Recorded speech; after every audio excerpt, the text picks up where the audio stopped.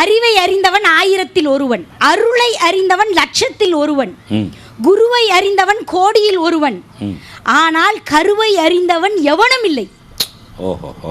அப்படிப்பட்ட அருமையான கருவை உருவாக்கும் பெண்களின் நிலை இந்த உலகத்துல எப்படி இருக்குன்னு சொல்ல வந்திருக்கேன். இப்ப நானும் வேலைக்கு போறேன், எங்க வீட்டுக்காரர் வேலைக்கு போறாரு, 2 பேரும் வேலைக்கு போறோம். வேலைக்கு போறது முக்கியம் இல்ல, போற இடத்துல வேலை பாக்குறீங்களா? அந்த வேலை பார்த்துட்டு வரதுல 2 பேத்துக்குமே அலுப்பு இருக்கும். ஆனா பாத்தீங்கன்னா காலையில 8:45 வரைக்கும் எங்க வீட்டுக்காரர் தூங்குறாரு. 9:30க்கு ஆபீஸ்ல உள்ள சைன் போடணும். 8:15 போய் என்னங்க எந்திரிங்க, என்னங்க எந்திரிங்க, என்னங்க எந்திரிங்க, 10 நிமிஷம் தூங்கிக்கிறேன்டி, 10 நிமிஷம். 8:45 ஓடி போய் பாத்ரூம்ல போய் நின்னுக்கிறாரு. பாத்ரூம்ல போய் நின்னுக்கிட்டு, ஏட்டி என் துண்டு எடுத்துட்டு வா, ஏட்டி என் பிரஷ் எடுத்துட்டு வா, ஏட்டி என் பேஸ்ட் எடுத்துட்டு வா. நான் அறிவாளி பிள்ளை, 3ஐயும் ஒன்றா எடுத்துகிட்டு போய் கையில் கொடுத்து, ஏங்க ஏன் ப்ரெஷ்ஷு ஏன் பேஸ்ட்டு ஏன் துண்டுங்கிறீங்க, நம்மன்னு சொல்லுங்க, அப்போ தான் குடும்பம் வளரும் அப்படின்னு. அப்போ நம்ம ட்ரௌசர் எடுத்துட்டு வா. 8:45 போய் பாத்ரூம்ல இருந்துக்கிட்டு அலம்பலை பாருங்க. பெரிய ஆளா இல்ல, சின்ன பிள்ளையிலே ஆரம்பிச்சிடுறான். கொஞ்ச நாளைக்கு இதுக்கு முன்னாடி இப்பதான் காலேஜ்ல இருக்கேன், கொஞ்ச நாள் ஸ்கூல்ல ஒர்க் பண்ணிட்டு இருந்தேன். ஆமா, பள்ளியில தான் வேலை பார்த்துக்கிட்டு இருந்தேன். அந்த பள்ளியில வேலை பார்த்துட்டு இருக்கும்போது 9th ஸ்டாண்டர்டுக்கு எடுத்துட்டு இருந்தேன். ஒரு பையன் மந்த்லி டெஸ்ட்டுக்கு ஒரே ஒரு பக்கம் எழுதியிருக்கான், பொம்பளை பிள்ளை 10 பக்கம் எழுதியிருக்கு.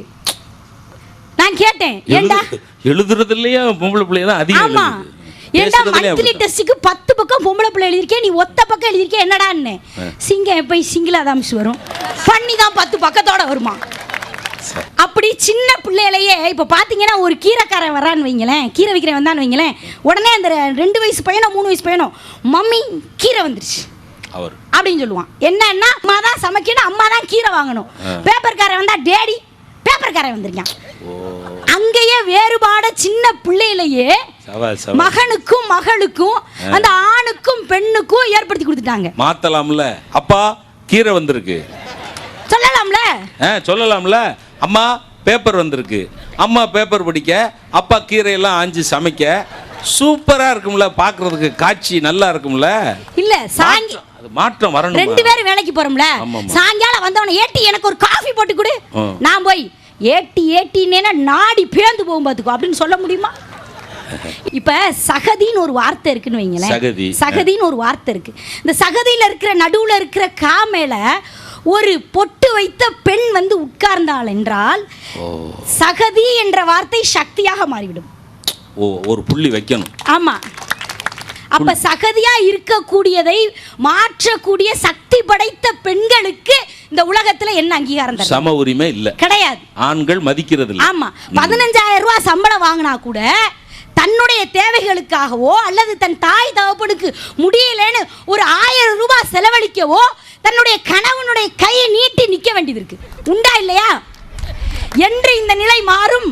இல்ல உங்க அம்மா அப்பாவுக்கு செலவழிக்கிறதுக்கு உங்க வீட்டுக்காரர்கிட்ட கேட்டுதான் நீங்க செலவழிக்கணும். என் வீட்டில் மட்டுமல்ல, கோடான கோடி வீட்டிலும் எல்லாரும் பார்த்துக்கிட்டு இருக்காங்க. எல்லா தாய் குலத்துக்கும் தெரியும், தன்னுடைய தாய்க்கு ஒரு ஆசையா ஒரு புடவை எடுத்து கொடுக்கணும்னா கூட ஒரு சாதாரண விஷயம், அதை எடுத்து கொடுக்க கூட தன்னுடைய கணவனுடைய கையைத்தான் எதிர்பார்க்க வேண்டி இருக்கிறது. அந்த ஆணுக்கும் பெண்ணுக்கும் இருக்கிற ஒரு அருமையான உறவை சரிபடுத்திட்டோன்னு வைங்களேன், 2 பேரும் ஒண்ணு, 2 பேரும் வேலைக்கு போறோம், 2 பேரும் சம்பாதிக்கிறோம், 2 பேரும் கஷ்டப்படுறோம். அந்த 2 பேருக்கும் ஒரு நல்ல ஒரு சமத்துவம் வந்துருச்சுன்னா, இந்த ஆண் பெண்ல இருந்து தானே பள்ளிக்கூடம் வருது, அந்த பள்ளிக்கூடத்துல இருந்து தானே அரசியல் வருது, அந்த அரசியல்ல இருந்து தானே உலகம் பிறக்கிறது. எனவே முதலில் ஆண் பெண் வேறுபாடு சமன்படும். எனக்கு ஒரு சகோதரன் ஐயா, அதாவது ஒரு கவிதை சொல்றேன்னு வந்தா என்கிட்ட.